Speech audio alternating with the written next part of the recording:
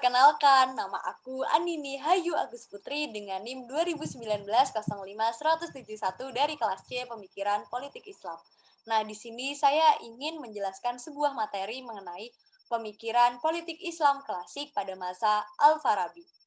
Nah, sebelumnya kita perlu mengetahui terlebih dahulu siapa sih Al-Farabi ini.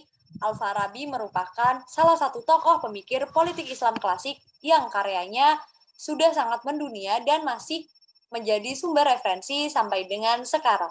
Al-Farabi memiliki nama asli yaitu Abu Nasar Muhammad Ibnu Tarhan Ibnu Auzalak. Tetapi masyarakat lebih mengenalnya dengan nama Al-Farabi karena nama ini tuh berasal dari nama kota Farab tempat beliau dilahirkan. Atau lebih jelasnya, Al-Farabi ini dilahirkan di Wasit, sebuah dusun kecil di distrik kota Farab, Provinsi Transosiana, Turkestan, sekitar tahun 257 Hijriah atau 890 Masehi, dan wafat pada bulan Rajab tahun 339 Hijriah atau 950 Masehi. Nah, untuk selanjutnya kita akan membahas mengenai biografi singkat Al-Farabi. Sejak kecil, Al-Farabi ini dikenal memiliki keistimewaan kecerdasan dalam hal belajar dan menekuni ilmu, sehingga mengantarkan beliau mampu menguasai berbagai bahasa asing seperti Iran, Turkestan, Arab, dan juga Kurdistan. Tidak hanya itu, keistimewaan ini juga mengantarkan beliau memiliki gelar Al-Mu'allim Sani atau guru kedua karena berhasil menjembatani pemikiran Yunani dan Islam, terutama dalam bidang ilmu logika dan juga filsafat.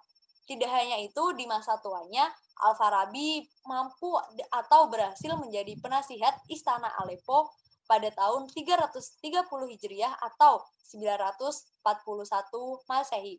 Dan di akhir masa hayatnya, beliau telah menghasilkan banyak buku dan juga pemikiran. Untuk pembahasan selanjutnya, kita akan membahas mengenai pemikiran-pemikiran yang telah digagas oleh Al-Farabi semasa hidupnya. Yang pertama yaitu mengenai filsafat emanasi. Filsafat emanasi merupakan salah satu filsafat Al-Farabi yang mana teorinya didapatkan dari teori Plotinus yang mengatakan apabila terdapat dua zat, yang mana zat kedua ini keluar setelah zat pertama, maka zat yang kedua ini adalah sinar yang keluar dari yang pertama. Sedangkan ia yang Maha Esa adalah diam, sebagaimana keluarnya sinar yang berkilauan dari matahari, sedang matahari ini diam. Nah, selama yang pertama ini ada, maka semua makhluk terjadi dari zatnya, dan timbullah suatu hakikat yang bertolak keluar. Nah, dari teori Plotinus ini, Al-Farabi mencoba menjelaskan mengenai sifat Tuhan yang Maha Satu, tidak berubah, jauh dari materi, jauh dari arti banyak, maha sempurna, dan tidak berhajat pada apapun. Dia juga menjelaskan bahwasanya terjadinya alam materi yang banyak ini dari yang Maha Satu karena adanya cara eminasi. Untuk pemikirannya yang kedua, Al-Farabi mengungkapkan ataupun menyampaikan mengenai filsafat metafisika. Filsafat metafisika ini membahas mengenai masalah ketuhanan, di mana Al-Farabi membagi ilmu ketuhanan menjadi 3. Yang pertama, membahas semua wujud dan hal-hal yang terjadi padanya sebagai wujud. Yang kedua, membahas prinsip-prinsip burhan dalam ilmu-ilmu teori, juziyat atau particulars. Dan yang ketiga, membahas semua wujud yang tidak berupa benda-benda ataupun berada dalam benda-benda itu sendiri. Di sini Al-Farabi ketika menjelaskan metafisika atau ketuhanan menggunakan pemikiran Aristoteles dan juga Neoplatonisme. Nah, untuk pemikiran beliau yang ketiga yaitu mengenai filsafat kenabian. Filsafat kenabian dalam pemikiran Al-Farabi ini sangat erat hubungannya dengan agama. Yang mana agama yang dimaksud di dalam pemikiran ini yaitu agama samawi atau langit.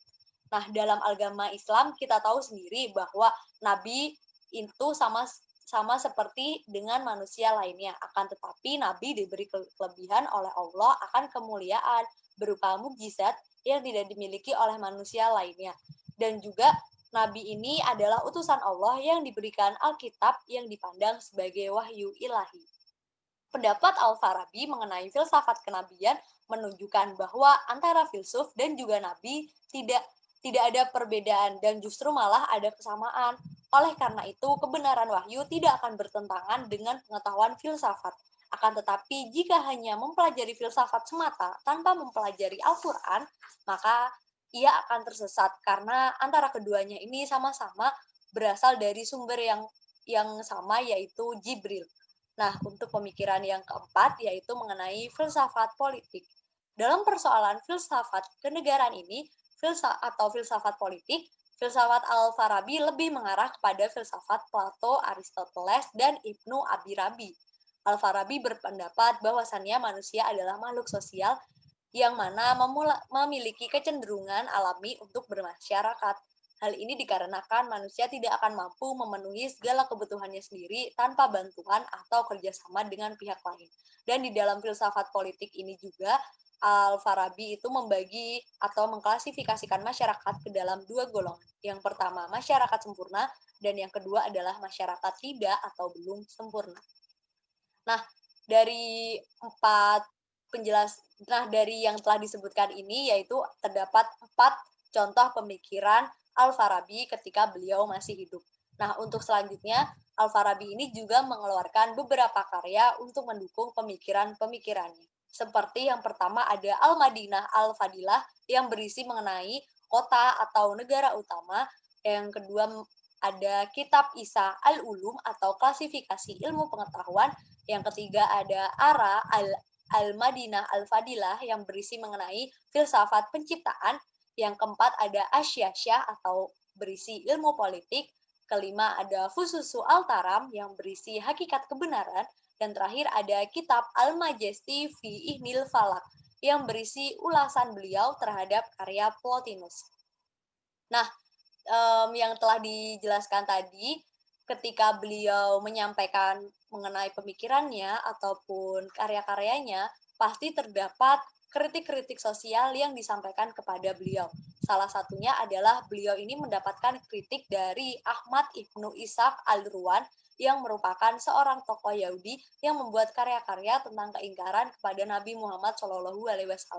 Nah, Al-Ruwan ini merasa tidak setuju dengan pemikiran yang telah disampaikan oleh Al-Farabi, sehingga ia menyampaikan 4 kritik kepada Al-Farabi yang berisi: pertama, manusia tidak memerlukan Tuhan. Kedua, ajaran agama bisa meracuni prinsip akal. Yang ketiga, mukjizat hanyalah khayalan. Dan yang keempat, Al-Quran bukanlah mukjizat. Nah, walaupun Al-Farabi ini mendapatkan kritikan-kritikan dari tokoh-tokoh yang tidak menyukai pemikiran beliau, Al-Farabi ini tetap memegang teguh prinsip dan keyakinan yang menurutnya benar. Sehingga sampai akhir pemikiran-pemikirannya itu terus jaya sampai dengan hari ini.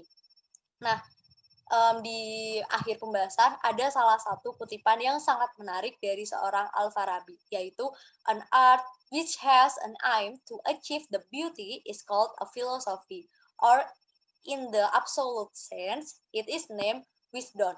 Wisdom yang memiliki arti bahwa seni yang memiliki tujuan untuk mencapai keindahan disebut filsafat, atau dalam arti absolut disebut dengan kebijaksanaan.